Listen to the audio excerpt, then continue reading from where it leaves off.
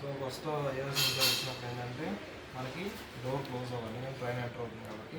So first IR censor దగ్గర వచ్చాను, doors close. ఎప్పటి వరకు అంటే అప్ టు సెకండ్ ఐఆర్ సెన్సార్ని దాటేంత వరకు.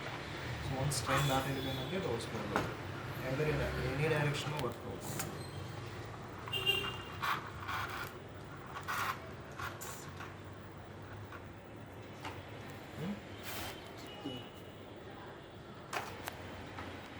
ఓకే.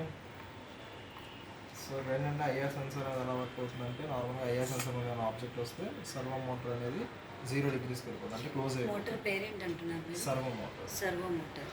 సో ఎప్పుడైతే ఐఆర్ సెన్సార్ ముందు ఏమైనా ఆబ్జెక్ట్ లేదో అప్పుడు సర్వో మోటార్ ఓపెన్ అవుతుంది, డోర్స్ ఓపెన్. ఏమైనా వస్తే డోర్స్ క్లోజ్ అవుతుంది. అది ఏఆర్ సెన్సార్ ముందన్నా ఏఆర్ సెన్సార్ ముందన్నా. ఎప్పుడైతే రెండింటి ముందు ఏమీ లేవో అప్పుడు ఆటోమేటిక్గా డోర్స్ క్లోజ్.